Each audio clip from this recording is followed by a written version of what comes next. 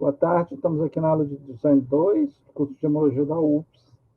Hoje é dia 26 de janeiro, a gente retoma do período de recesso e os alunos tiveram o desafio de, durante esse recesso, ler um TCC, que trabalha uma coleção, e em seguida propor uma metodologia.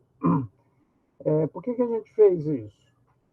Vocês estão trabalhando desde o início do semestre, construindo uma ideia, né, primeiro tentando entender como é que são os processos produtivos, né, que existe uma série deles, tanto processo industrial quanto processo artesanal, e vocês tiverem a oportunidade de estudar, tanto no que diz respeito à literatura, quanto também pesquisando em alguns ateliês por aí, para saber como é que poderia ser. E propuseram criar o próprio ateliê, mesmo que seja uma simulação aqui de forma acadêmica, para que vocês experienciassem, né, tivessem a experiência de como são os processos da ourivesaria, especialmente a ourivesaria, que trabalha o metal na hora de produzir uma joia. E definiram aquilo que vocês acham que poderia ser como uma proposta do seu próprio ateliê, e a partir deste sistema produtivo, vocês vão trabalhar o processo de construção, da criação, da elaboração de uma coleção de joias.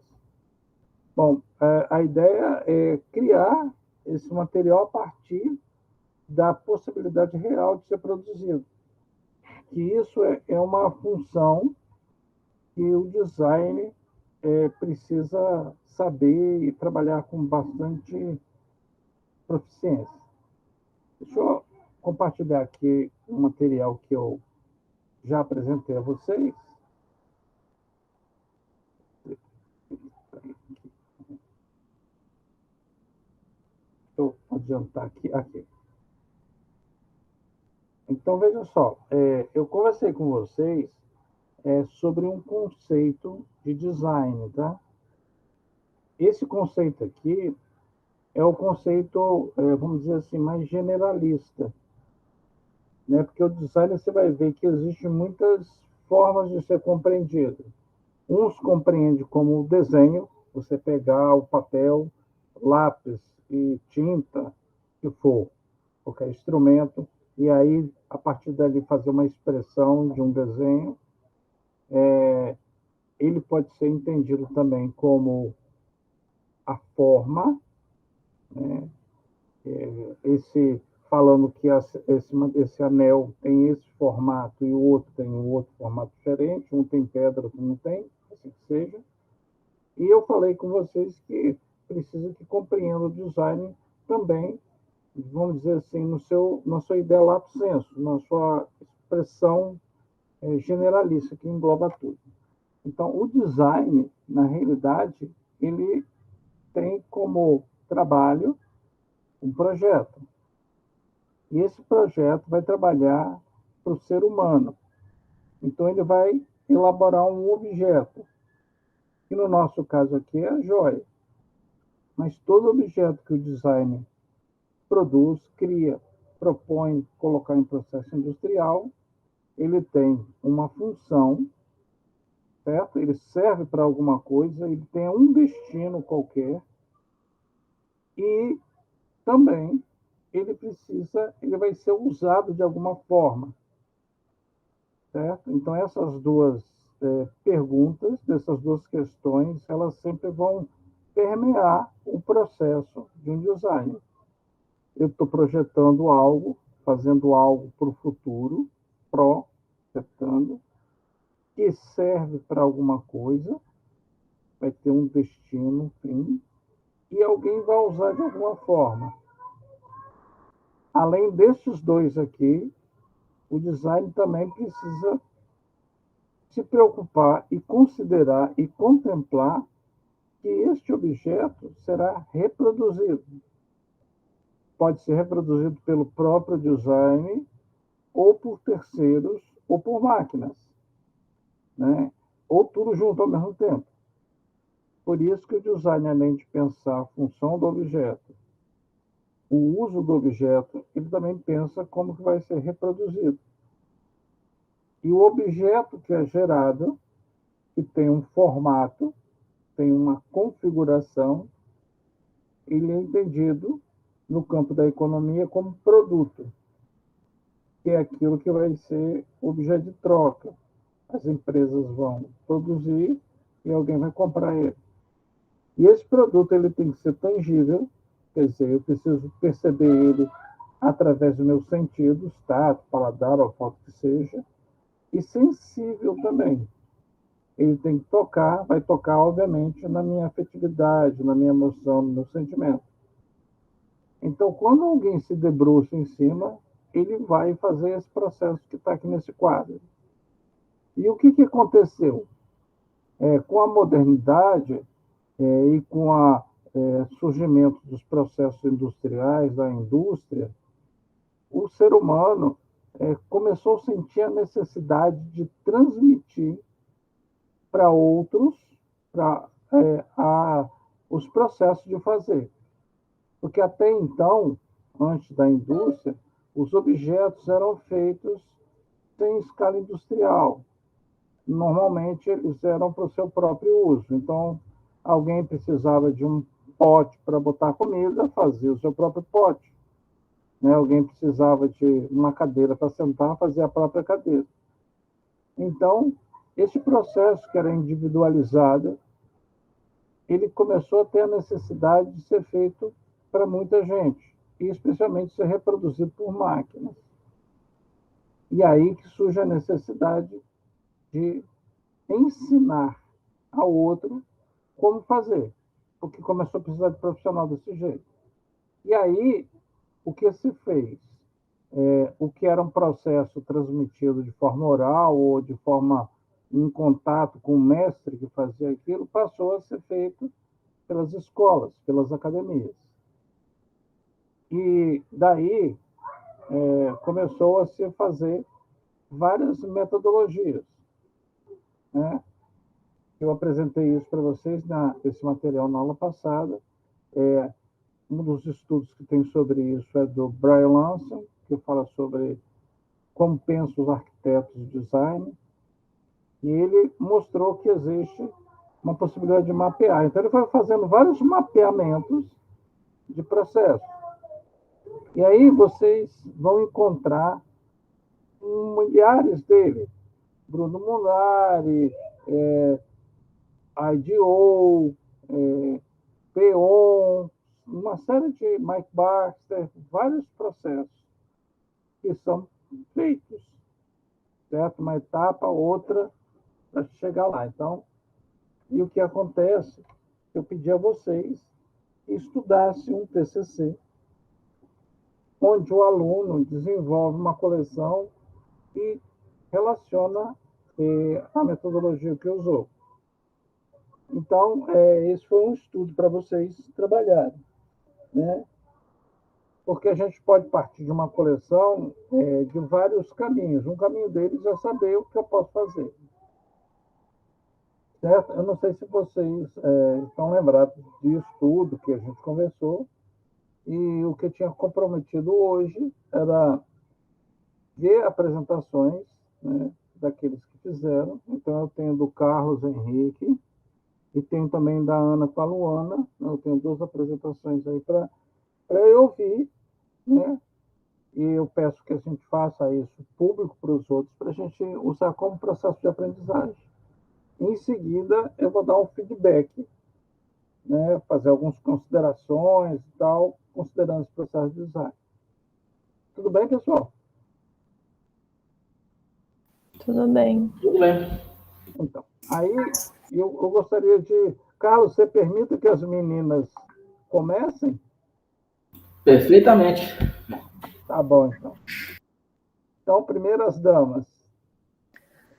Se vocês puderem, vocês querem apresentar o que é que eu coloco aqui? Como vocês acharem melhor, tá, Ana e Luana? Não, eu tô aqui com o arquivo, eu vou projetar ele para todo mundo. Ah, obrigado.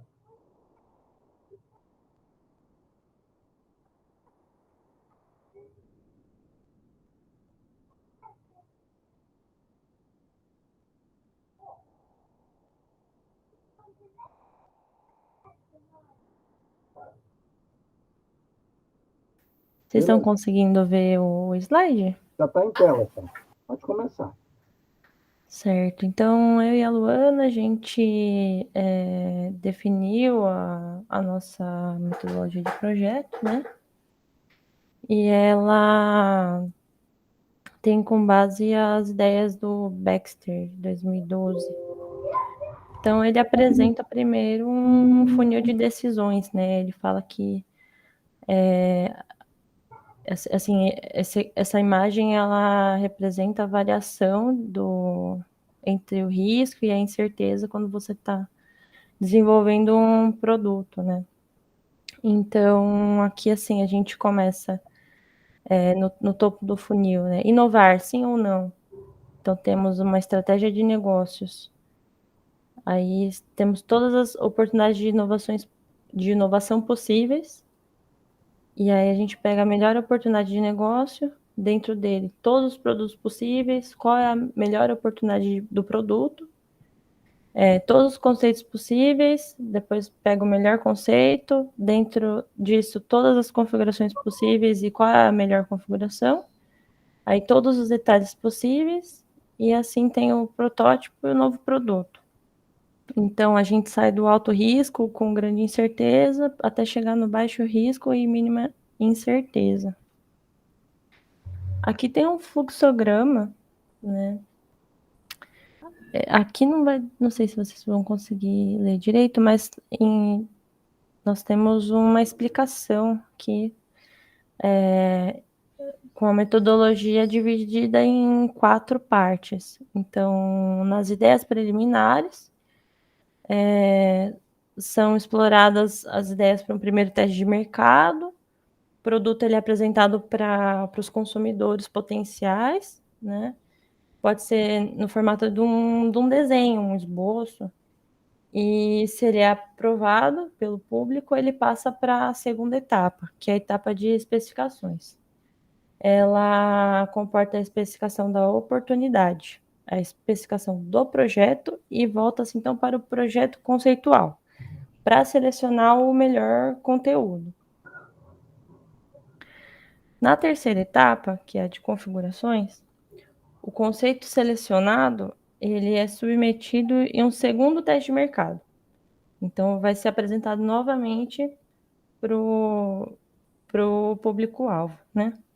Se for satisfatório, começa as atividades de configuração do produto. Mas nessa etapa, costuma-se perceber alguns detalhes que não tinham sido notados anteriormente, então são sugeridas mudanças técnicas, ou de materiais, ou de processo de fabricação, e por conta disso, a gente pode ter que voltar lá para a etapa número 1, né? A gente pode voltar para 2 ou para 1, né? Dependendo da necessidade. Basicamente, é um projeto de muita tentativa e erro. Você vai testando, até ver encontrando o que melhor funciona.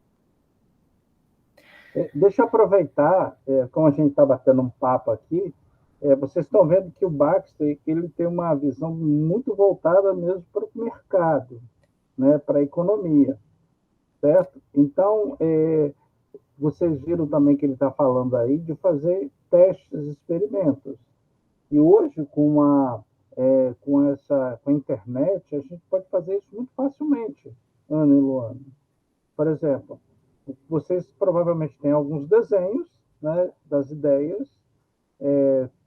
Por esse caminho, vão imaginar quem seria mais ou menos o perfil do público de vocês. E aí vocês podem fazer uma enquete, mandar o desenho, pedir sugestões, opiniões, o que cada um acha. E aí fazer os experimentos em seguida. Então, eu estou falando bem prático, certo? Estou gostando muito da apresentação de vocês, tá? Obrigada, Bruce. A ideia justamente era essa, até porque, como a gente é um pequeno produtor, eu acho que tem espaço para isso, né? Um contato maior com o público, isso acaba até fidelizando, né? Eu imagino. E a gente pretende trabalhar com uma área que é mais hipoalergênica, então a gente realmente tem que testar o produto, ter certeza que funciona, que é seguro e tudo mais. Então, Luana, foi bom você falar isso, porque quando o Baxter coloca conceito, não causar alergia é um conceito-chave da coleção de vocês. Então, vejam só. Olha só onde que o designer vai pensar. Além da forma, da beleza do desenho, ele está preocupado com esse conceito, porque o conceito é tudo aquilo que faz algo existir, certo? Então, a peça que vocês estão produzindo tem na sua essência a necessidade de não causar alergia. Não é isso, Ana? Sim, professor. Eu e a Ana, a gente quer joias, como é que eu posso dizer, mais ousadas, e elas têm que garantir uma segurança maior e também tem que ser funcional, tem que ser uma coisa que realmente dá para usar. Isso aí. Pode continuar.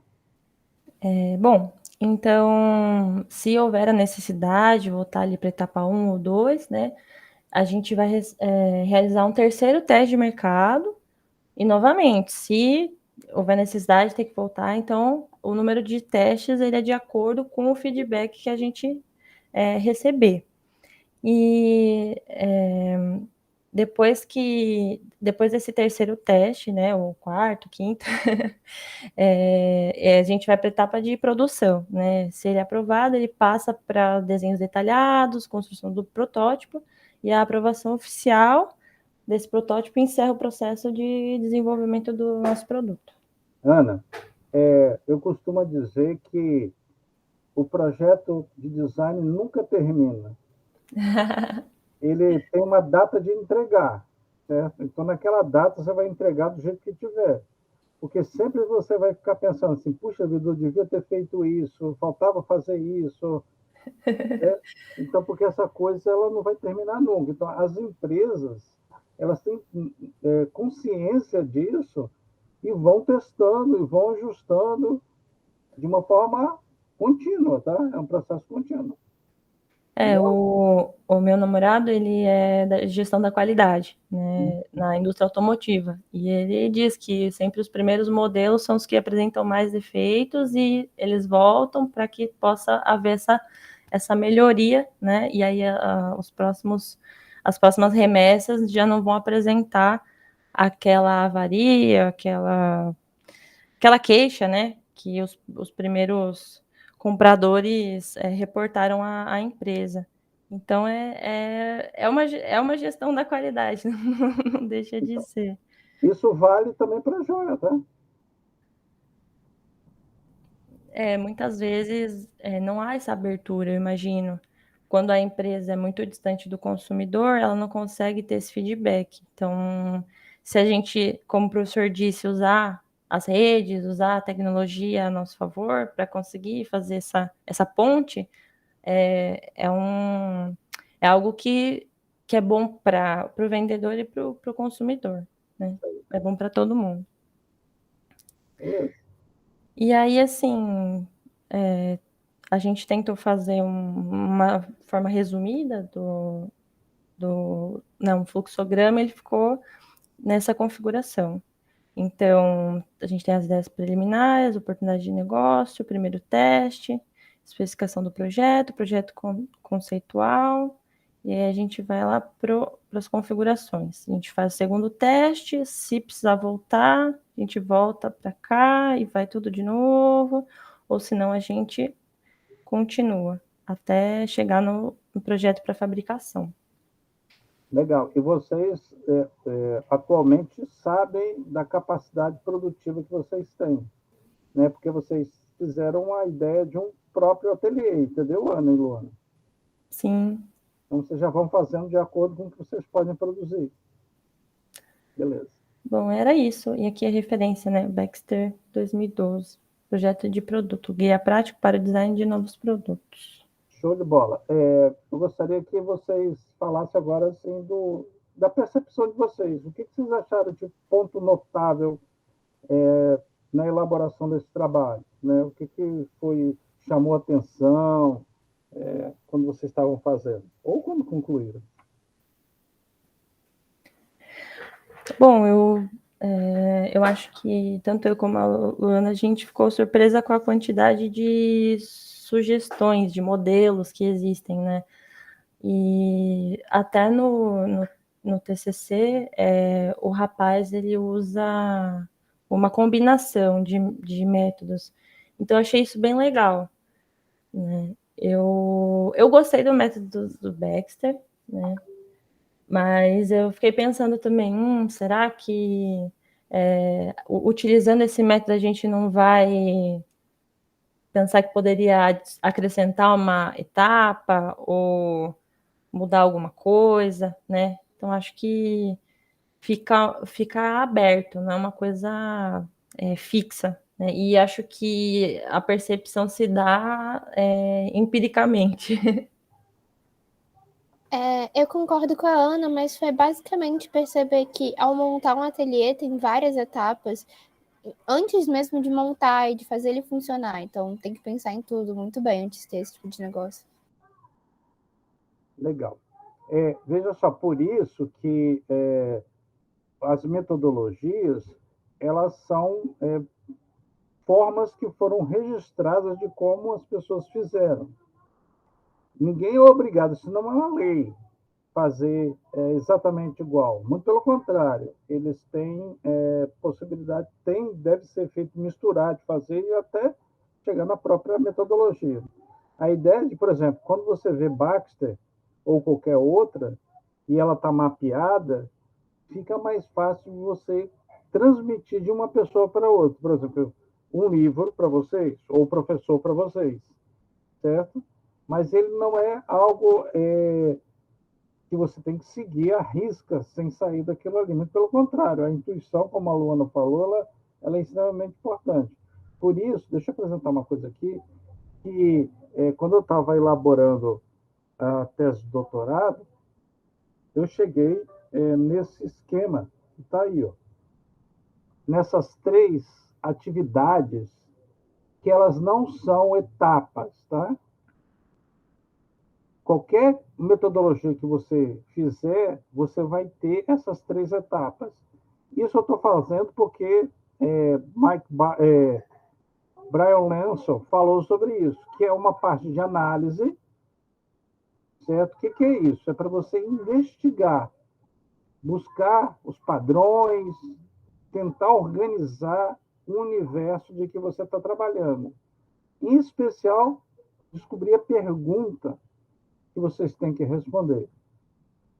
A outra atividade que vai ser feita é a atividade de síntese.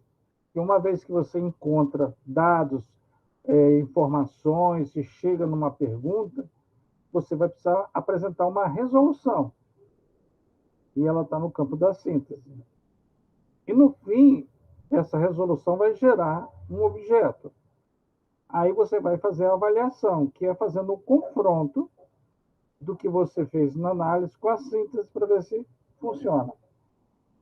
Certo? Então, o que acontece? Brian Lenço chega no fim falando que essa relação ela não é numa linha, mas sim uma integração. E tem que considerar o problema numa solução. Porque projetar é encontrar uma solução para o problema. E o problema, muitas vezes, você não sabe. Certo? Por isso, olha só, quais são as coisas importantes que precisa ter num projeto? Primeiro, vocês precisam definir qual é o problema que vocês estão diante dele. Veja, problema não é algo ruim. No nosso caso, a gente pode chamar de problemática. É algo que eu tenho que solucionar. O que vocês têm que solucionar? Desenvolver uma coleção de joia possível de ser executado na ateliê de vocês e que não cause alergia. Estou chutando, tá? Certo? Então, quando vocês descrevem isso, é porque vocês já pararam para pensar. Certo? Então, vocês precisam ter esse escrito. Bom, outra coisa que precisa é entender quais são as exigências. Aí, no caso da joia, nós temos algumas exigências. A exigência do projeto do sistema produtivo, a exigência dos materiais disponíveis, né, e suas características. No caso de vocês, a exigência de ser algo antialérgico, né, E aí, outras exigências de mercado, se estão disponível ou não pagar o preço, e uma série de outras. Certo? E o outro ponto é produzir as soluções. Certo? Uma ou mais. Então, vocês vão abrir uma série de alternativas. Aí, em seguida, que você tem as alternativas, testá-las. Certo? Em relação a critérios explícitos, que você encontrou aqui no 2, você vai ter uma série de pontos. Ó, nossa joia vai ser boa se ela tiver isso, isso, isso e isso. Ela vai dar certo se tiver isso, isso, isso e isso. E aí vocês veem se funciona ou não. E, por fim, fazer o projeto. No caso do design de joia, ele é feito através da expressão gráfica, fazendo os desenhos técnicos, os desenhos das perspectivas, ou fazendo a modelagem, que pode ser digital, num computador, ou montando algo que represente aquele objeto. Certo? Bom, o que eu avancei nesse processo do Braille Lanço aqui? A ideia é que essas 3 atividades, que eu chamo de atividades, tá? Ele não chama de atividade porque isso precisa ser feito. Ele nasce com um raciocínio ontológico. O que é isso? É vocês tirarem da cabeça e botar no mundo da existência. Por isso que eu pedi lá no início que vocês fizessem uma hipótese, certo? Uma ideia.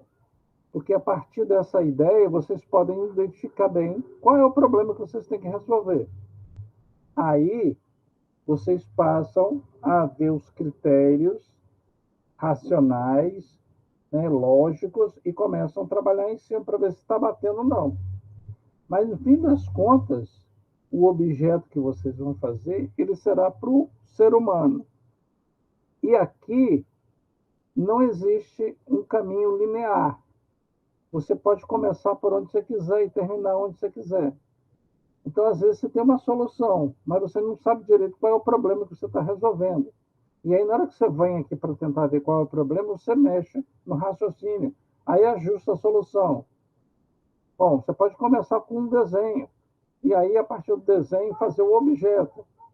E aí, descobrir que isso não resolve o problema. E você faz o caminho que quiser.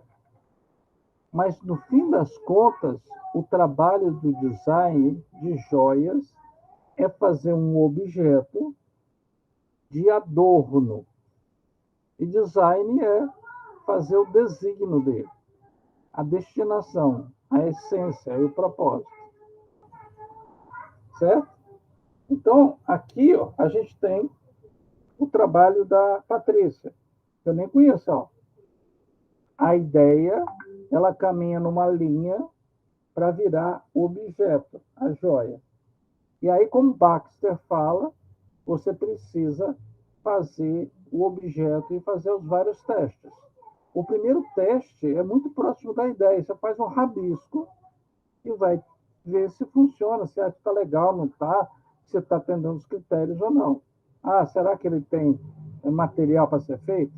Neste caso aqui, essa Patrícia pegou coral e tinha os corais e tinha aqui uma peça de ouro e desenhou e colocou em cima do desenho. Então, ela andou daqui do desenho, fez uma espécie de modelo aqui, que não é o objeto final. Tá vendo?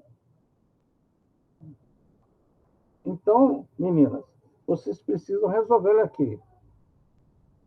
O que vocês têm que fazer? A função da joia, para que ela se destina?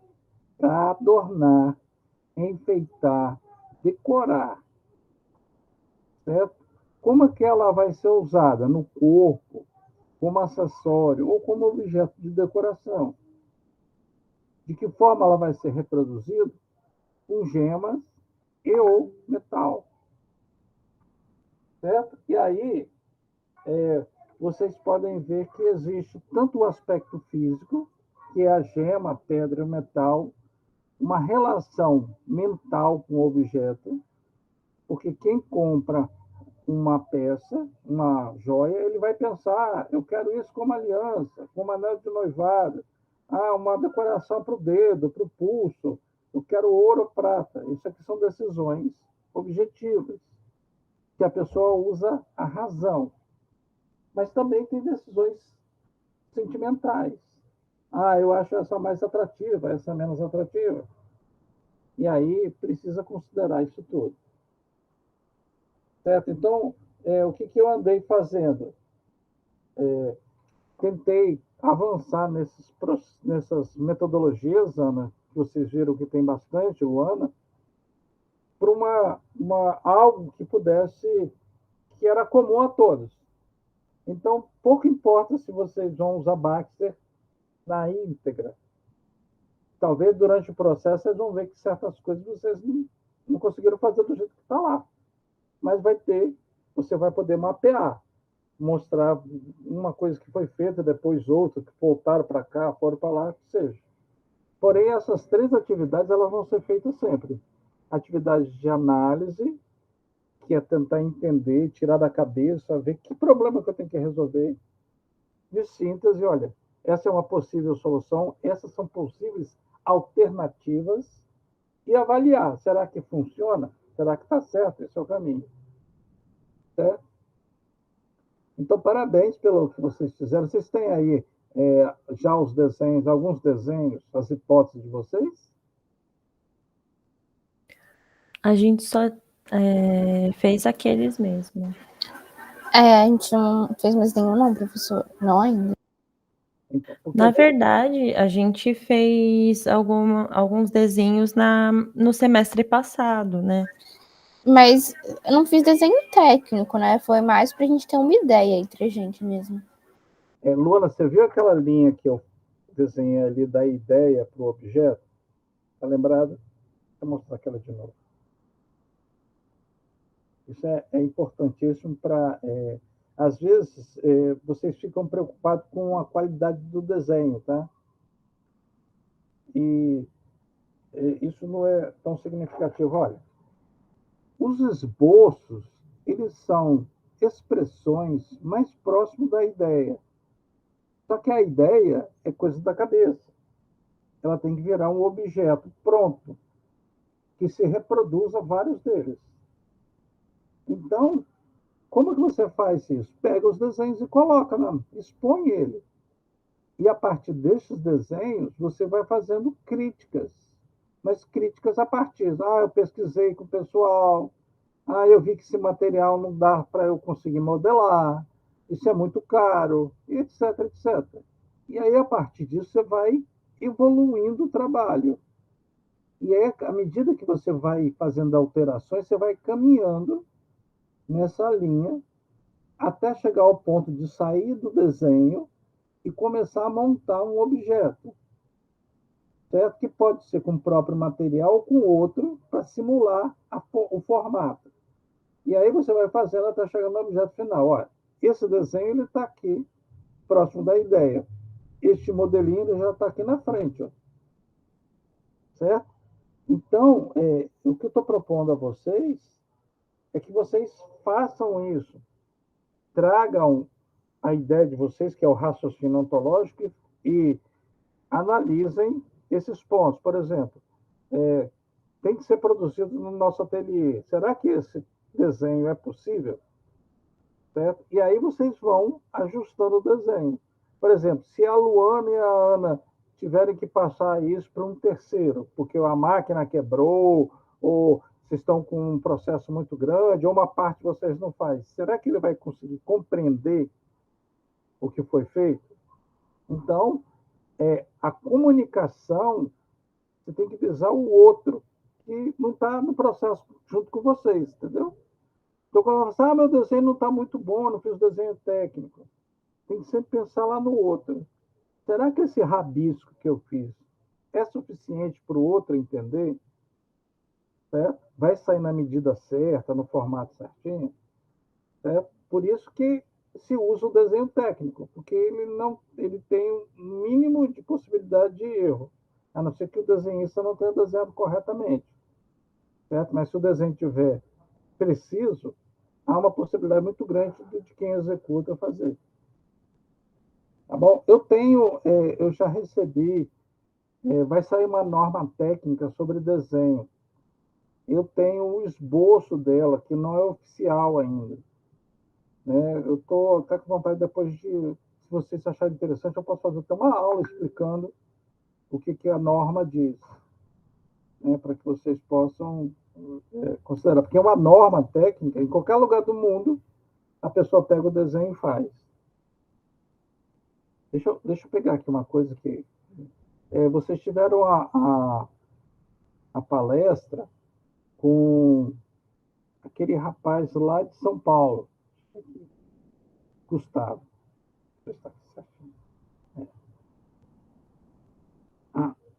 Não foi se eu não tiver a palestra com o Gustavo? Vou mostrar uma coisa aqui para vocês, tá?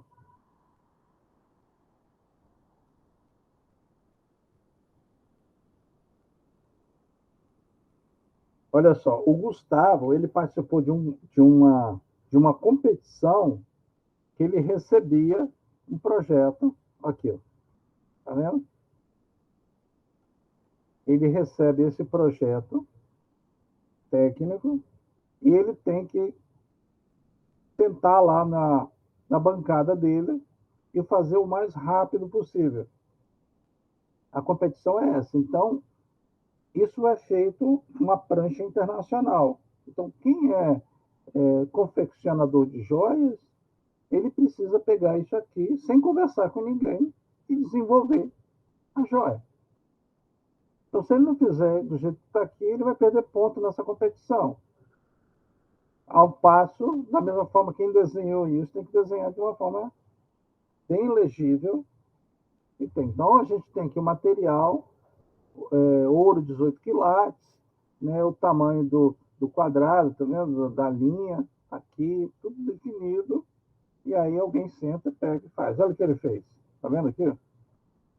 Então, essa parte aqui está feita aqui. Ó. Tem a medida, 10 milímetros. Tá vendo? Então, esse processo é necessário. Ó. O pino aqui, eu tenho... Tá vendo aqui? Ó? Aqui é o desenho, eu ampliei bem. Então, quantidade de furinhos que tem aqui, tem aqui. Né? O sistema de articulação e de união de uma peça com a outra está aqui. Ó, tá vendo aqui o desenho? Perspectiva. Ó, buraquinhos que tem uma escavação, que aqui é o local onde que vai ser cravada as pedras, né? Então, é necessário também, dependendo de como vocês vão trabalhar, produz isso aí. Entendeu, Luana? Professor, eu vou mostrar, então, 3 desenhos da minha outra coleção, para aproveitar, deixa. Legal. Sim, professor, entendi. Show de bola.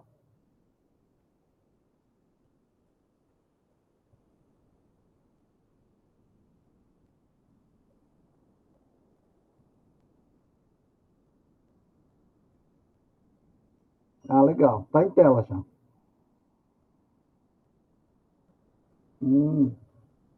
Ela parece que são cordas, uma cordinha enrolada. É isso? A ideia é essa?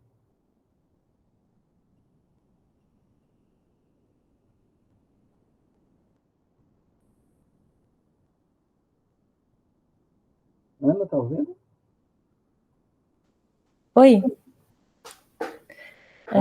Então... Parecem cordinhas enroladas. Legal. Sim, essa era a ideia mesmo. Aqui tem um piercing orbital, o brinco, né, o ear hook com o ear jacket, e aqui o anel, né? E na outra página tem um anel um pouco diferente. Eles a pérola ficar para fora, ela fica para dentro. Mas Foram alguns dos desenhos que eu fiz semestre passado. A pérola por dentro foi de propósito?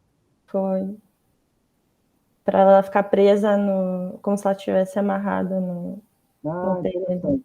Legal, veja. Quando eu olho para isso, eu não tenho condição nenhuma de fazer nenhuma crítica, entendeu, Ana e Luana?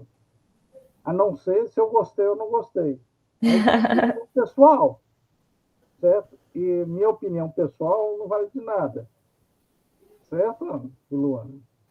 Agora, esse material que vocês não deviam nunca se envergonhar dele, que é muito bom, vocês precisam agora ver quais são os critérios de avaliação racional sobre ele. Por exemplo, isso que vocês têm aí, dá para fazer no ateliê que vocês pensaram? Certo? Não precisa me responder, não, só para pensar, entendeu? Uma dúvida que me surgiu depois que eu fiz esse desenho é: será que o material em contato com o dedo, com o tempo, não é um problema? Então, né? Aí tem que procurar ou a literatura, ou profissionais, ou acadêmicos, professores, no próprio curso de gemologia, que lidam com essa especificidade, entendeu, Ana? Sim. Certo? Aí, uma outra coisa. Será que isso vai agradar ou vai criar o desejo, a vontade de comprar naqueles que você imagina que é o consumidor? É uma pergunta, porque se vocês fizerem para vocês mesmos, massa, legal. Voltou e foi embora, acabou. Mas mesmo a metodologia do Baxter, vocês têm lá uma verificação disso. Só que se você for apresentar no lápis do jeito que está, detalhes como a cor, né, como o uso do material, vai ser difícil deles imaginarem, entendeu, Ana Luana? Especialmente, eu estava lendo um artigo recente agora, que a pesquisadora fala que o uso do... Por que o celular e a joia, o celular mais caro que tiver, ele não é percebido como uma joia? As pessoas têm desejo de ter um celular caríssimo lá, não sei aonde, mas é diferente do sentimento que tem com a joia. Olha só que interessante o que o artigo descobriu fazendo pesquisa. Simplesmente quer dizer, alguns aspectos muito simples. Primeiro, o celular, ele é algo que tem obsolescência programada. O que quer dizer isso? Ele é algo descartável. Por mais que você passe 10 anos com ele, vai chegar uma hora que você vai ter que trocar ele com uma tecnologia mais avançada. E a joia não tem isso. A joia é algo muito mais duradouro, perene. E quem compra um celular e compra uma joia, mesmo que ele não tenha isso na sua lógica, ele tem isso no seu sentir. Certo?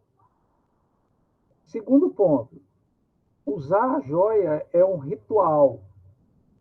Ele tem um ritual no meio. Então, por exemplo, eu vou casar, aí eu vou comprar aquela aliança, vou me formar. Ou eu comecei a deixar de ser criança e passo a ser adulto, a ganhar meu próprio dinheiro, eu começo a... E aí, então, todo esse universo do ritual, ele permeia a joia. Não é à toa que se você tiver a oportunidade de ter uma joia que tem 300, 500 anos de existência, isso não vai diminuir o valor da joia de forma alguma. Muito pelo contrário.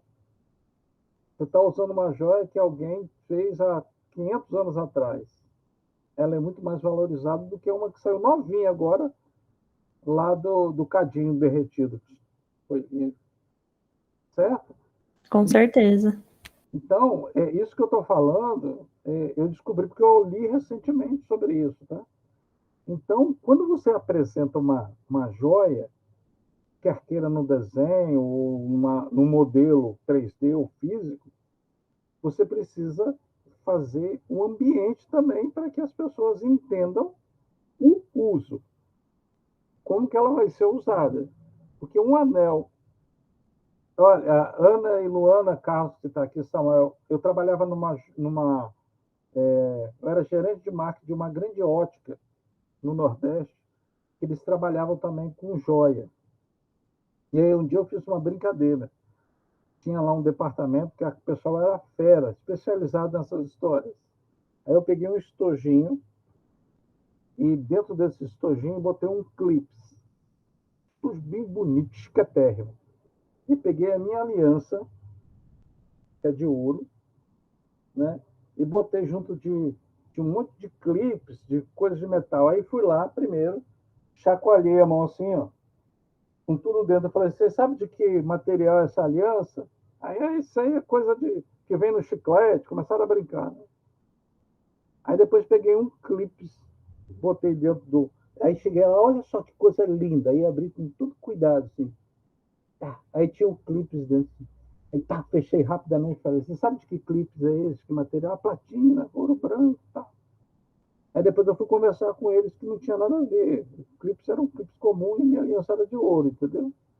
Mas o teatro que eu fiz, a forma que eu fiz, fez com que as pessoas extremamente experientes no mundo da joia tivessem uma percepção diferente de algo, entendeu? Por isso que os desenhos eles vão ter especificidade. Eu posso fazer um desenho para persuadir alguém, ou eu posso fazer um desenho para comunicar como deve ser feito. Essa é a diferença do desenho artístico, certo? Em perspectiva, do desenho técnico. Então, para eu persuadir alguém, eu preciso levar uma coisa que simule uma realidade. Isso não é necessário para o Orives que trabalha lá. Você viu o desenho aqui do Gustavo ali? Então, o desenho que vocês vão fazer, vocês precisam entender para que ele serve. Por isso que esse esboço, primeiro, para o departamento de criação, de design, eles são maravilhosos. Entendeu, Ani e Luana? Eles não precisam ter um hiperrealismo. Porque quem está trabalhando lá, né, a equipe que aprova isso, vai entender. Talvez para o Orives não funcione, porque ele precisa medida, precisa não sei o quê. Então, os desenhos, eles vão precisar também saber para que eu estou fazendo eles. Certo? Então, se vocês forem fazer pesquisa, vão precisar tentar fazer alguma coisa que funcione na pesquisa, certo? Está vendo a importância da expressão no campo do design?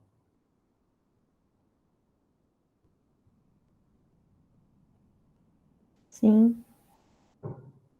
Beleza? Mas o desenho de vocês está bacana, tá? Não, vocês não deviam ter medo e se vergonhar deles, não. Se alguém falar alguma coisa do desenho, fala assim, o professor Espinacé está autorizando a gente falar que esse desenho está bem feito, tá? Certo, Ana e Luana? Certo, professor. Se alguém falar alguma coisa, fala, não, o que você está falando é bobagem. Vai lá conversar com o professor Espinacé. Certo? Não se envergonhe. Tá Tudo bem? legal. Então, o que eu peço a vocês? Avancem. Vocês me disseram que tem uma metodologia. Vão tentar usar de Baxter. Claro que vocês têm toda a liberdade de, durante o processo, alterar ela. Ah, não deu para fazer isso, beleza. Nós fizemos, além disso, mais isso. Avancem. Porque no nosso próximo encontro, daqui a uma semana, vocês precisam ter uma evolução nisso aí. Descobrir o que pensaram, ver o detalhe técnico, não sei o que, depende da metodologia de vocês, entendeu? Certo? E vocês vão anotando isso tudo que vai fazer parte do portfólio acadêmico, certo? Registrem tudo. Beleza? Beleza. Parabéns pelo trabalho, foi ótimo.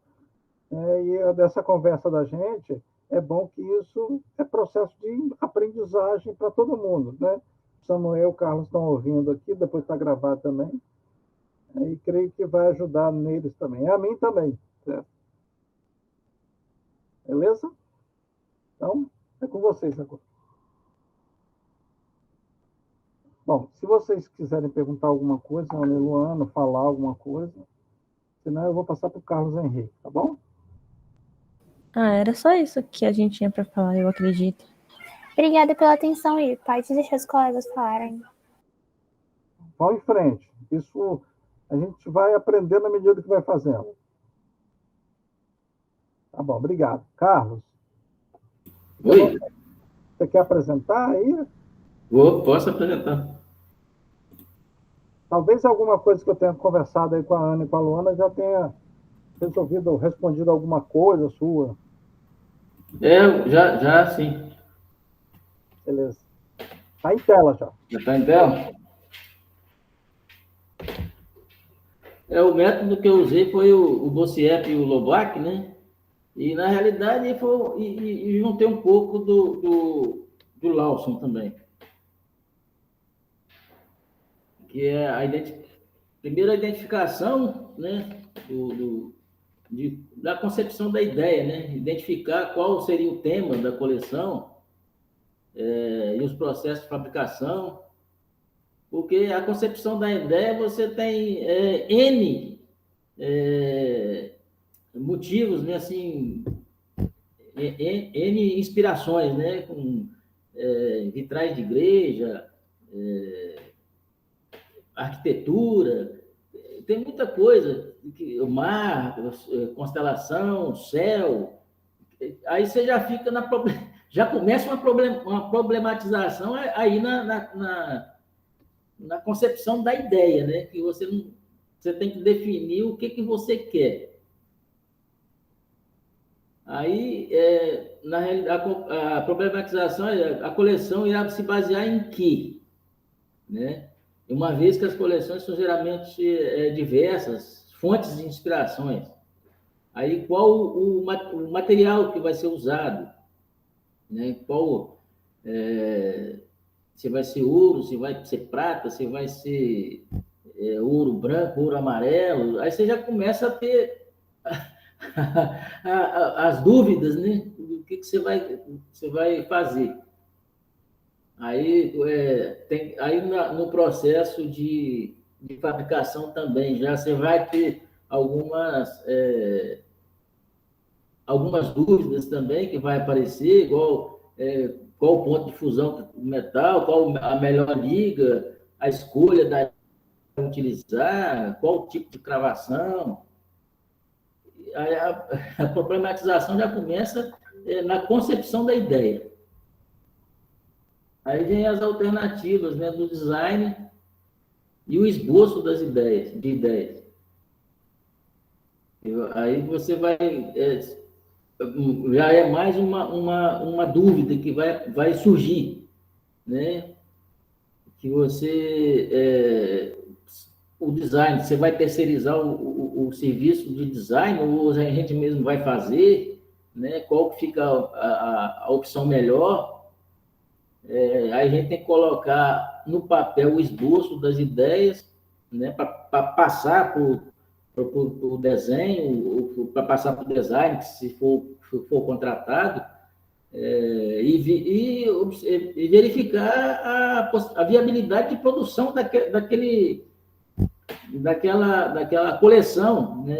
Conceito que você vai estar idealizando.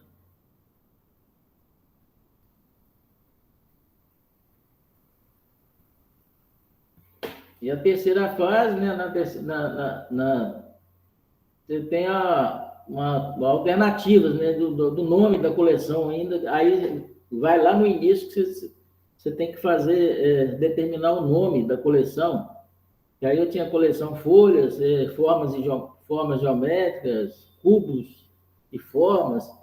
Aí você vai fazer uma avaliação da melhor alternativa. E a melhor alternativa que eu encontrei cubos e formas, e a que eu entendo como que foi considerada a que vai ter o menor custo de produção, porque em outras o custo de produção seria mais alto.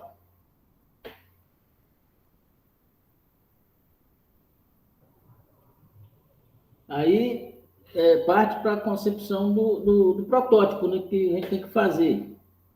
Aí você tem a ideia, né? Bota no papel aquilo que você quer e parte para fazer o modelo, a modelagem do material, daquilo que você quer.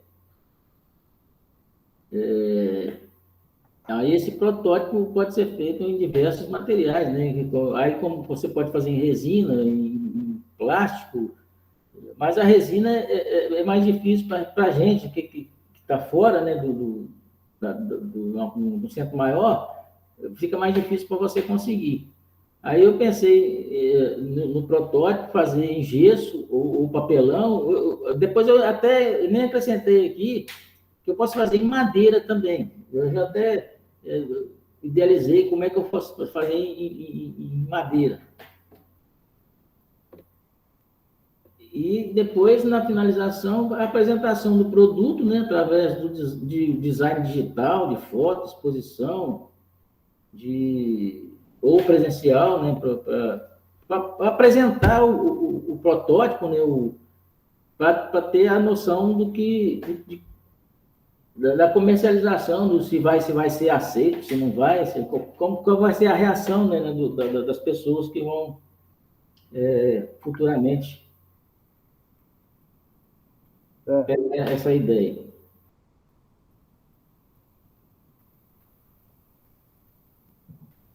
Beleza. Terminou aí?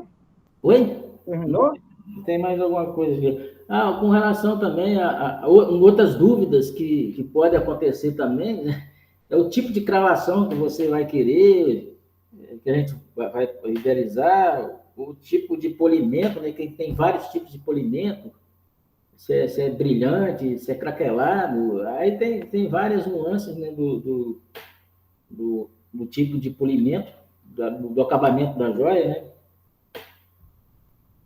E no final aí tem fazer um projeto estrutural em várias etapas, né, de todo o processo, da concepção da ideia até o produto acabado.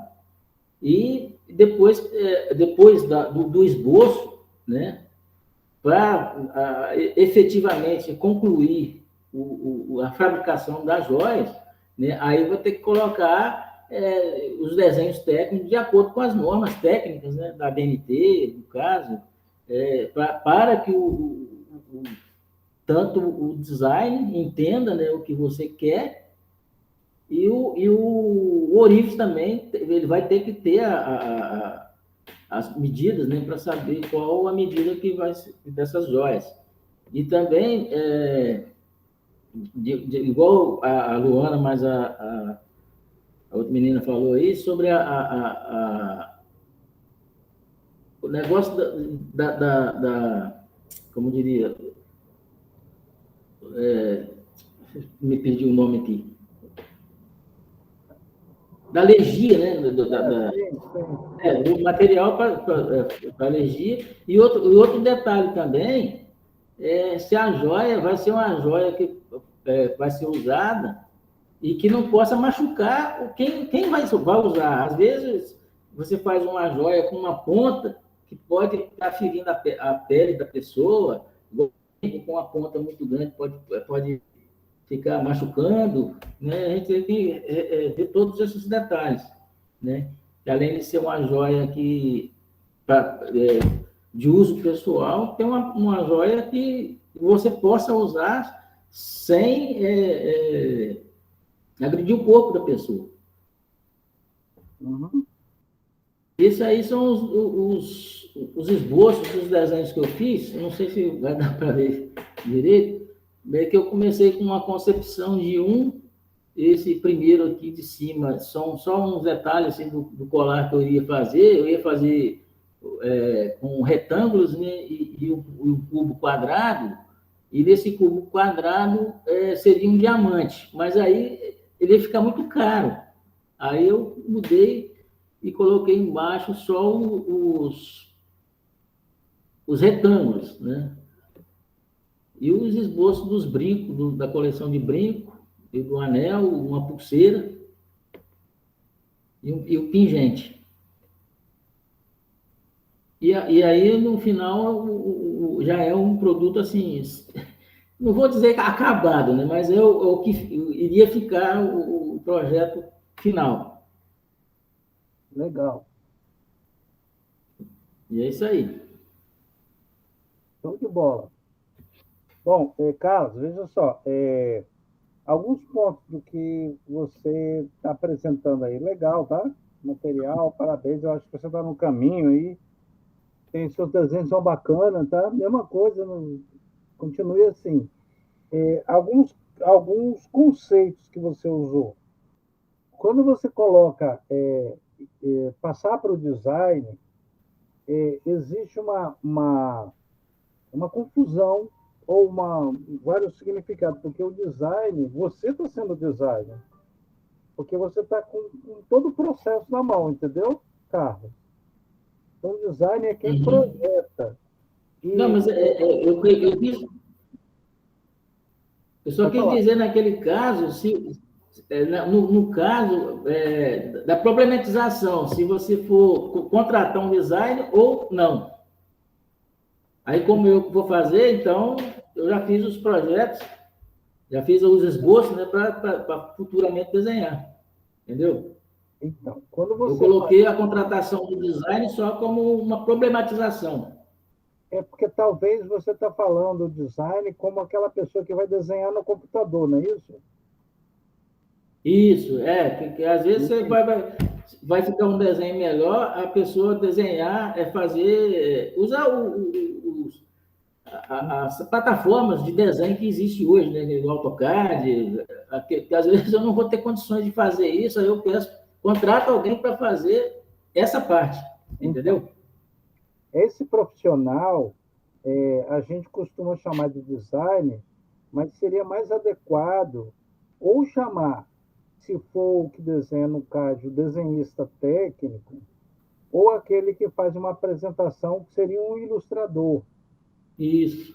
Tá? Porque o design é o projetista. Quem é o designer disso aí é o Carlos Henrique Rabi. Certo. Que é o designer. Certo?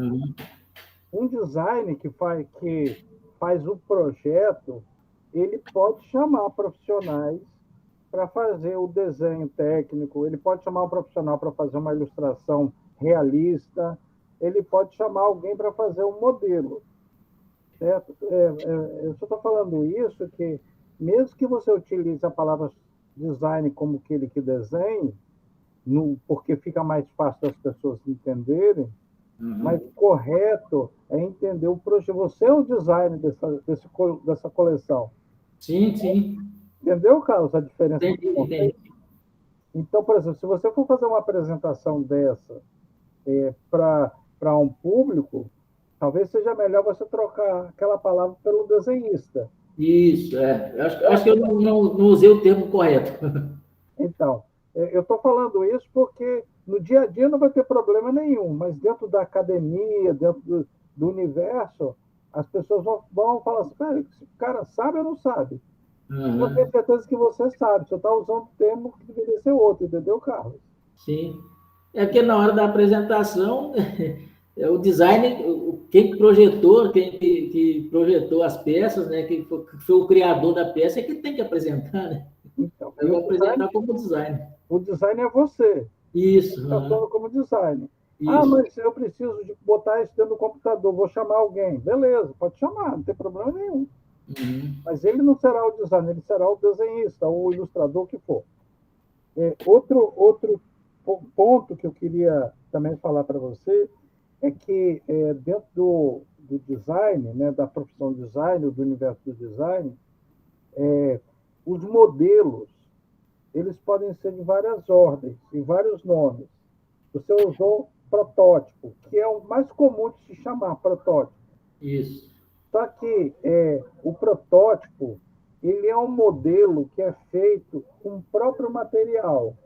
Se o objeto final for de ouro, o protótipo tem que ser de ouro. Quando não é usado o mesmo material, é usado outro, e tamanho até maior, vou fazer maior para ver se dá certo. É chamado mocap.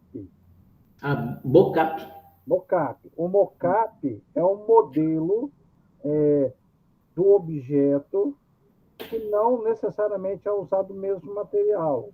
Ah, Então, você pode fazer experiência. Por exemplo, o pessoal faz mock-up de papelão de um carro. Então, eles fazem um carro todo de papelão, emassam, aí, porque para que serve isso? Ah, isso aqui não ficou bom, corta um pedaço, emenda, para que possa estudar a forma, entendeu? para ir ajustando, né? Vai ajustando. Ah, por exemplo, você falou, vou fazer essa peça de madeira. Legal, é um mock-up. Para ver se dá certo. Ah, melhor fazer menor, fazer maior. Aí você vai cortando lá, vai emendando com durepox, com durex, para chegar num formato. Ah, agora cheguei. Pronto, eu vou passar para a próxima fase. Vou fazer um protótipo. Aí você pega e faz uma peça só. Agora, na indústria, tem uma coisa que chama cabeça de série. O que é isso? Eles pegam, preparam o maquinário todinho e bota a máquina para trabalhar, aí tira uma peça, certo? Só que a máquina é que fez. Aí eles pegam essa peça, vão ver se está dando certo, se não está ficando problema, antes de colocar o processo de industrial para fazer milhares, entendeu, Carlos? Entendi, que às vezes tem que ajustar a máquina também, né? Também, entendeu? Tem que ajustar a máquina. Então, dentro do campo do design mesmo, o mockup é um estudo que não necessariamente usa o material final, certo? Vou fazer uma cadeira. Ah, eu vou fazer ela de papelão. Depois eu faço ela de couro. Beleza, não tem problema.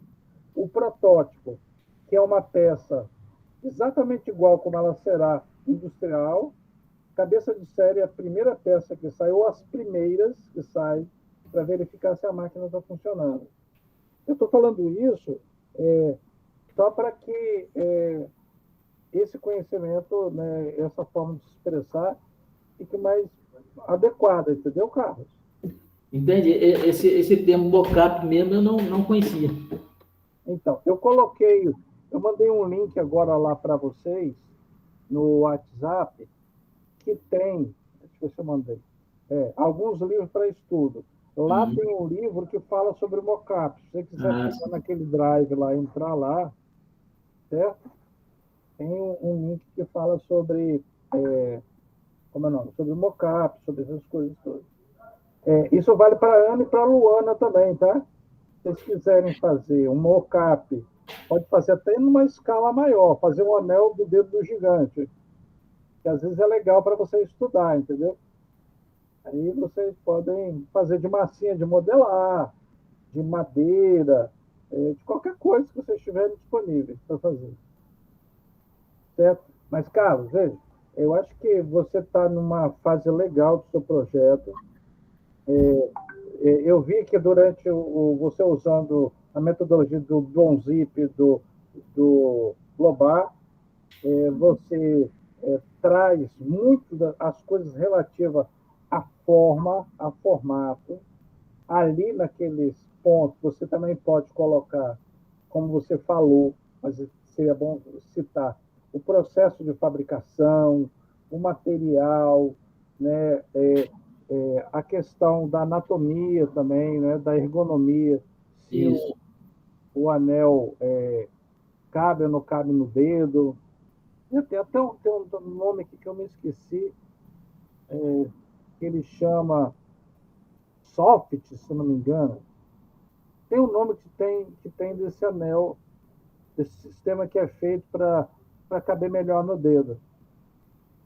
Não é anatômico, não. Tem um nome que... Depois eu vou achar, que eu não esqueci qual é o nome. A gente estava até discutindo isso no... Bom, o que por dentro do anel é abaulado, então ele tem não machuca, entra mais fácil no dedo. Isso. A minha aliança é assim. Eu já vi um caso de uma pessoa que estava usando tipo uma aliança, né? Só que a aliança era com 3 lados. E as laterais da aliança fazia tipo uma cunha, né? E a pessoa cortou o dedo com a aliança, por causa do formato da aliança. Então, tem, deixa eu ver se eu acho o nome aqui. E aí a gente tem que procurar já projetar alguma coisa para evitar esses tipos de acidentes, né? Sim. Isso Isso tem uma... isso chama ergonomia, Isso, ergonomia. que é o estudo da tentativa para adaptar os objetos ao corpo humano. Isso. Então, como a Luana é muito preocupada com a questão da alergia, que é uma característica humana, essa preocupação também por exemplo, o Tiago falou sobre 8 gramas no brinco. É o Com peso. 8 gramas, você não vai mais suportar o peso, vai cansar. Então, essa é uma preocupação tão importante quanto a alergia, Isso. de fazer os objetos de maneira que caibam nos dedos, que prendam com facilidade no corpo, que não machuque, essas coisas todas. Mas, Carlos, parabéns pelo trabalho. Eu gostei muito do que você fez. Obrigado. Eu penso agora que é hora de você começar a fazer críticas sobre o seu trabalho, baseado em coisas bem concretas que você já identificou. Será que isso é possível? Tente fazer esse mock-up que você pensou, porque às vezes no desenho dá certo, mas na hora que você vai botar mesmo para fazer, valer, não dá. Aí pode não dar certo. Porque você está querendo fazer um diamante em formato de cubo, não é isso? Não, só a estrutura em cubo para encaixar o diamante. Mas eu descartei porque esse é um projeto caro, né, para fazer, que diamante é caro. Depende do público que você... Sim. Você não tem problema não você fazer, entendeu, Carlos? É. Desde que você especifique para quem que você vai fazer esse produto, essa joia. Qual o público-alvo, né? Eu estou fazendo produto para pessoal de alto nível financeiro. Não tem problema nenhum, entendeu? Entendi. Certo? Agora, você vai precisar... essa joia ela precisa ter condições de ser feita no ateliê que você está pensando, entendeu, Carlos? Sim. Certo? Agora, não tem problema, não. Eu vou fazer uma coleção e vamos produzir 10 unidades dessa coleção, somente 10 unidades. Tá, tudo bem, não tem problema. Certo, cara? Você está entendendo o que eu estou falando, né? Estou, sim. Tá? Agora, se você resolve, fala assim, não, eu vou fazer uma coisa para, em vez de vender só 10 unidades, vender 1000, então, se eu fizer nesse preço, né, nesse tipo de material, pode ser que eu não consiga vender 1000. Aí eu vou usar materiais de menor valor, né, de menor custo, não de menor valor, mas de menor custo, para fazer algo que seja acessível a esse público. Mas aí eu vou trabalhar com pessoas de classe média, sei lá, estou chutando. Esse é um estudo que você precisa fazer, entendeu, Carlos?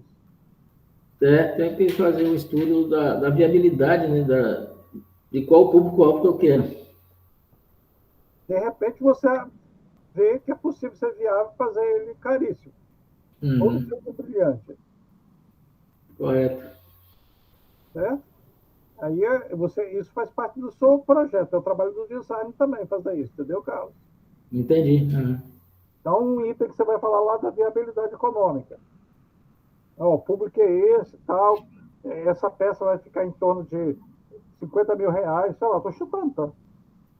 Então, eu pretendo vender só para a região do Sudeste, sei lá, vou fazer uma exposição assim, aí pensa nisso aí. Vender só para Sheik da Arábia? Então. Mas é isso mesmo, a gente tem que procurar entender, né,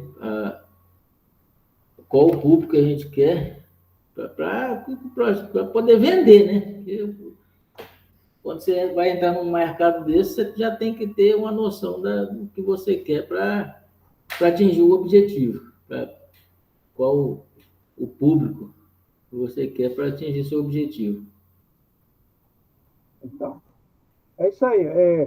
No nosso próximo encontro daqui a uma semana, eu espero que boa parte desses questionamentos você faça a própria crítica no trabalho, entendeu, Carlos? Tá. E evolua. certo? Ajuste aquilo que você acha que tem que ajustar e reforce aquilo que você acha que já fez adequadamente, entendeu? Uhum. E avance com isso. Tá ok. Beleza? Parabéns pelo trabalho. Então, Obrigado. se você perguntar alguma coisa, falar alguma coisa, Não, tá tudo bem. Obrigado pelas orientações. tá bom. Essa metodologia que eu costumo usar, Carlos, algumas exposições, um desafio, um projeto para vocês desenvolverem, vocês vão atrás e aí a gente trabalha especificamente em cima daquilo que cada um produziu. Uhum. Tá bom? Tá bom. Ainda bem que nós temos uma turma pequena, a gente pode dedicar uma maior atenção. Isso. Então, quanto mais vocês produzirem e mostrar, mais rico será o aprendizado, entendeu? Aham. Então, vamos em frente. A gente se encontra semana que vem. Ou a qualquer hora que vocês precisarem, tá? Tá ok. Tá legal, professor. Muito obrigada. Estamos aí à disposição. Me chamem, pode ser por aqui, ou lá pelo WhatsApp. Eu estou perguntando, estou precisando de tal coisa. Aí eu venho aqui para atender vocês, tá bom? Ok. Agora vocês têm um trabalho para fazer. Tá Pode bom. deixar. Boa sorte, parabéns. Obrigado. Eu vou parar a gravação aqui, daqui a mais tarde eu mando para vocês. Ok.